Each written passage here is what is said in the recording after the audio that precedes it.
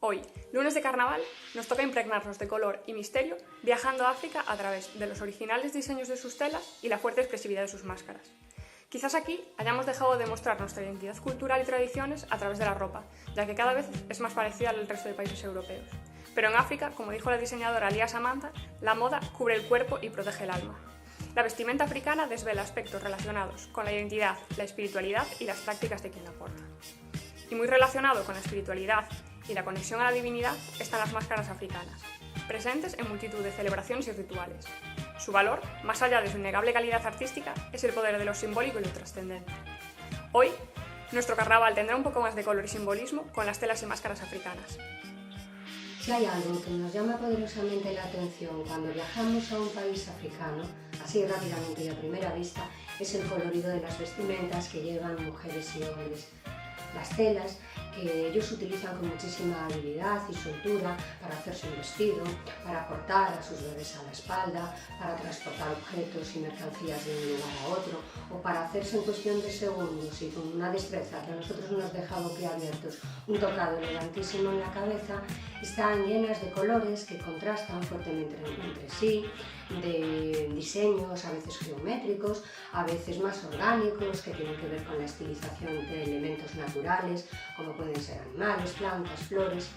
A nosotros pueden gustarnos más o menos según nos gusten esa combinación de tonalidades o nos atraigan esos diseños, también de acuerdo con nuestros propios patrones estéticos con los que hemos crecido, pero para ellos tienen un significado mucho más profundo que el simple valor estético, que algo que entre por los ojos. Tienen un contenido simbólico, tienen un significado, porque las telas les acompañan en numerosos rituales que celebran a lo largo de su vida. Los colores tienen un significado. Por ejemplo, el color azul transmite paz, tranquilidad. El color amarillo y los dorados tienen mucho más que ver con la riqueza y por lo tanto se asocian siempre a la realeza y a un estatus social elevado. El color blanco tiene que ver con la purificación, con la santificación, con las celebraciones, a veces también con los ritos funerarios. El color rojo tiene un significado más político, tiene que ver con los rituales, pero con los rituales relacionados con los sacrificios, con la sangre, a veces incluso con las guerras. El color verde tiene que ver con la vegetación y por ello es un signo de renovación, de iniciación de vida y crecimiento, de renovación vital. El color marrón tiene que ver con la madre tierra, con esa naturaleza que en África es tan importante y por lo tanto tiene que ver con la vida. Una de las telas que se ha convertido en símbolo indiscutible de África es la tela wax, como esta de la falda que yo llevo. Wax significa cera en inglés, porque la cera es el medio que se utiliza para estampar los colores. La cera impregna a ambos lados de la tela y además fija muy bien el colorido.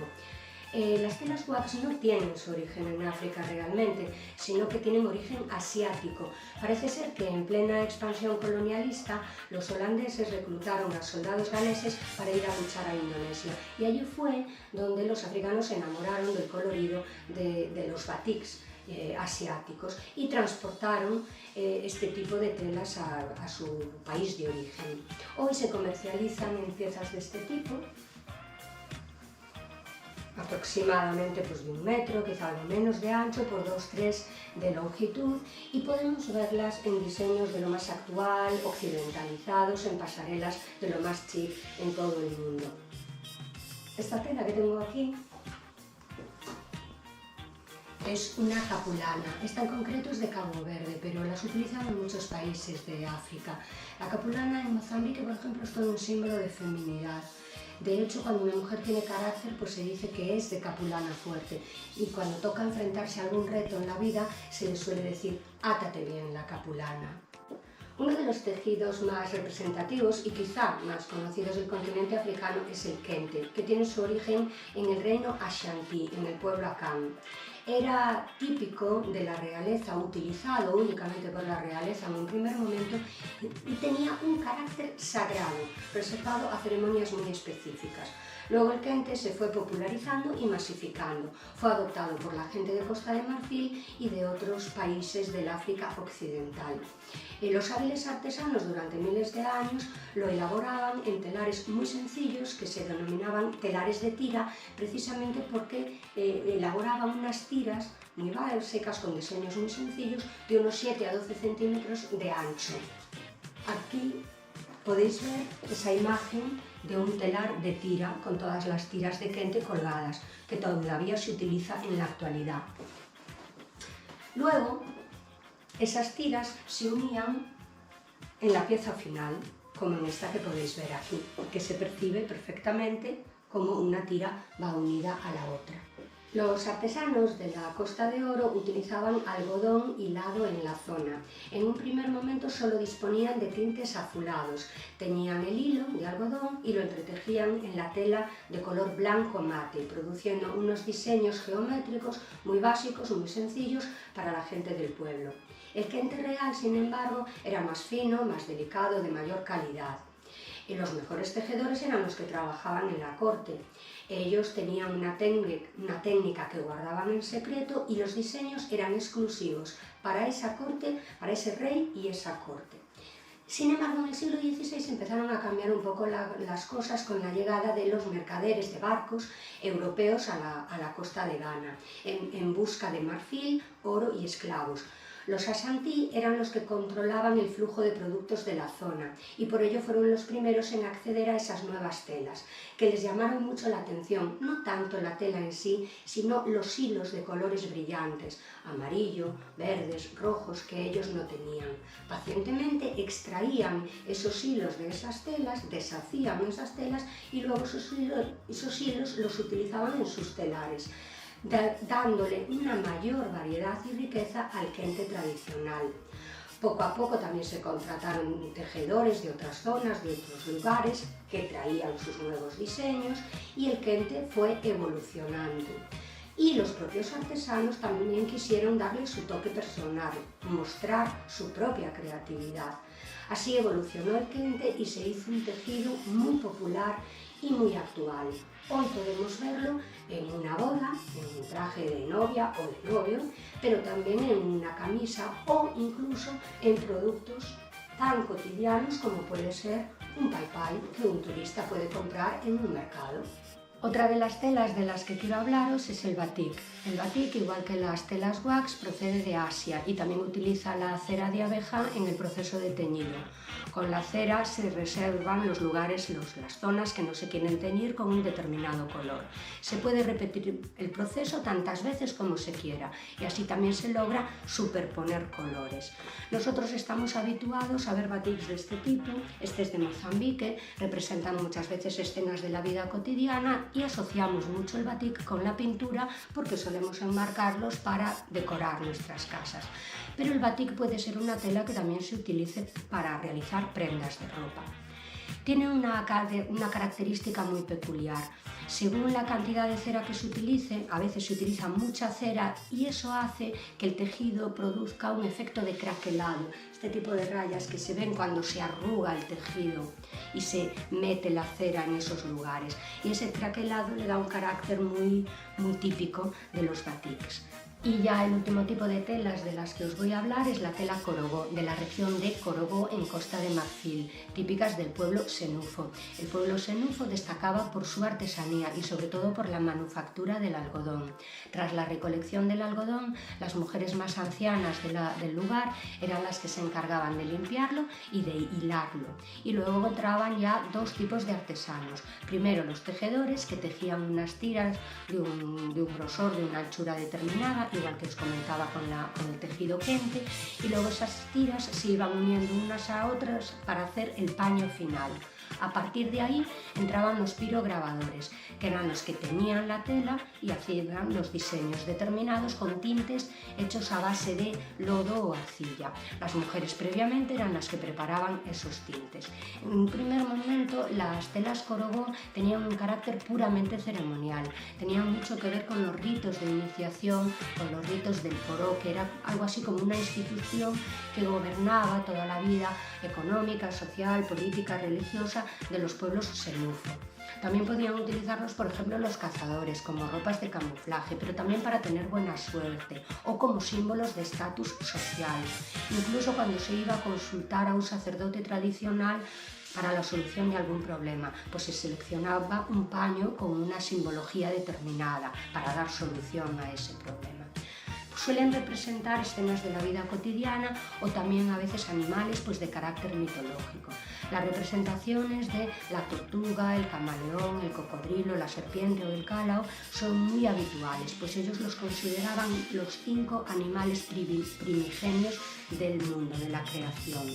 Y si las telas africanas, con su colorido, nos van conquistando poco a poco y cada vez están más presentes en nuestro día a día, las máscaras africanas, estos rostros tallados en madera, llamaron la atención de los europeos desde el primer momento en que pusieron sus pies en el continente vecino.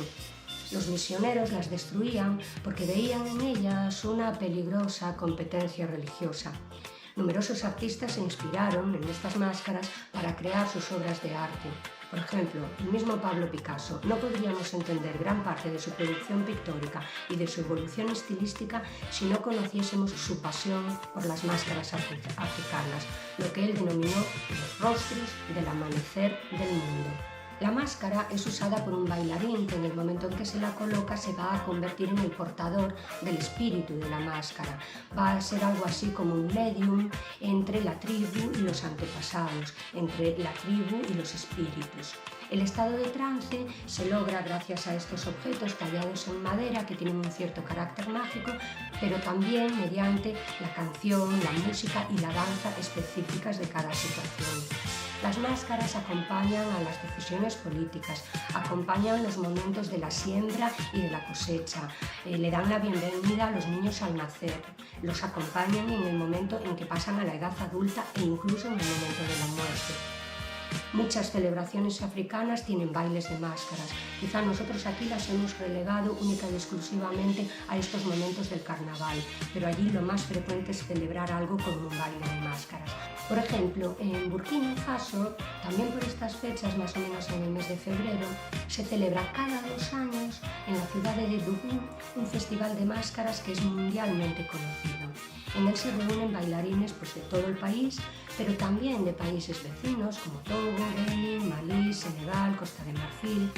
Y allí, con sus máscaras, sus disfraces y sus bailes desenfrenados, se reúnen para invocar a los espíritus. Las máscaras normalmente están talladas de madera, pueden estar decoradas con rafia o algunos otros elementos como pieles de animales, conchas, huesos, y también se decoran con pigmentos de todo tipo.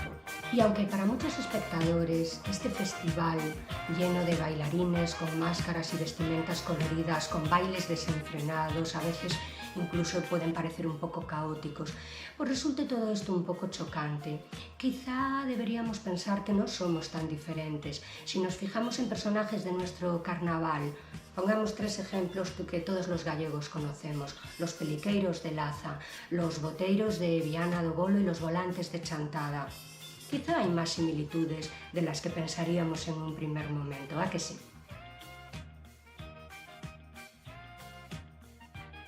El material más habitual para realizar las máscaras africanas probablemente sea la madera, y no es algo casual, ya que para ellos los árboles tienen alma. Por lo tanto, una máscara tallada en madera es un receptáculo idóneo para los espíritus. Incluso las herramientas que utilizan para tallar las máscaras se consideran sagradas y pueden pasar de generación en generación. La profesión se aprende de padres a hijos o bien se asiste a un taller con un maestro. La formación dura muchos años porque no solo es aprender la técnica de tallar la madera, sino que hay todo un entramado simbólico, religioso, una serie de características que hay que interiorizar, que hay que asimilar y plasmar en cada una de las máscaras. Cuando el bailarín se coloca la máscara no está actuando, está siendo él realmente convirtiéndose de alguna manera en un espíritu, está viviendo una experiencia transformadora y no de carácter individual, sino que tiene importancia para toda la tribu. No son simples elementos de decoración o baratijas para vender a un turista. La dimensión divina probablemente el espectador occidental, europeo, la desconoce, pero está ahí, está en las máscaras. Hablar de todos los tipos de máscaras africanas, de acuerdo con las etnias o los pueblos o los países, sería interminable y muy difícil por otro lado. Por ejemplo, en la zona central de Costa de Marfil, las producciones de los baulé, yauré y guró son como un continuum estilístico, un continuum cultural que hace muy difícil a veces distinguir entre unas máscaras u otras, a pesar de que existan pequeñas diferencias. Vamos a ver algunas de las máscaras que tengo aquí. Por ejemplo, esta, que sí es bastante diferente a las demás, es una máscara pájaro del pueblo Bua de Burkina Faso. Se distinguen muy bien por este tipo de decoración geométrica en 3 colores, blanco, negro y rojizo, con motivos muy simples y muy abstractos. De hecho, el grado de abstracción del arte de Burkina Faso fue algo que llamó siempre la atención de los historiadores del arte. Esta que tengo aquí es una máscara guró, probablemente de las más conocidas y apreciadas de África. Los guró eran unos verdaderos artistas tallando la madera. Sus máscaras son muy elegantes, presentan rostros alargados y también son las más coloridas de África. Veis que la línea de apertura de los ojos está colocada de manera oblicua, la nariz es estrecha y se combinaban normalmente con fragmentos de animales para denotar poder. Podrían ser los cuernos de un antílope o en este caso un ave. Esta que tengo aquí es una máscara baulé. Los baulé eran magníficos orfebres, pero sin embargo desconocían el arte de tallar la madera, algo que aprendieron de los guró. Por eso, en las máscaras baulé se suelen apreciar detalles que recuerdan el trabajo en el metal, trabajo en latón o en bronce. Esos pequeños detalles decorativos, como muy perfilados, también un acabado muy pulido y con cierto aire metalizado. La nariz, igual que en las guró, es bastante estrecha, sin embargo los ojos los colocan de manera un poco diferente. Los guró veíamos que estaban en oblicuo, los baulé suelen estar más en horizontal. Rodean la cara muchas veces con una banda más o menos ancha con motivos triangulares y la rematan con una pequeña perilla. Suelen ser máscaras muy refinadas, precisamente por ese parecido con el trabajo de orfebrería, muy elegantes, muy delicadas, que inspiran mucha paz. Podríamos estar hablando de las máscaras africanas horas y horas. El tema da para mucho y es realmente apasionante. Las máscaras bambara, las dan, las ibó, las aní. Hay cientos de máscaras diferentes y todas ellas cargadas de simbología. Lo que sí me gustaría es que después de esta presentación sobre la belleza de los colores en las telas africanas y el poder mágico de estos objetos tallados en madera, de estas máscaras, que nos acercásemos todos un poco más a este continente y que sobre todo Galicia y Costa de Marfil se uniesen a través de la asociación Egeire. Muchas gracias y os animo a colaborar con nosotros.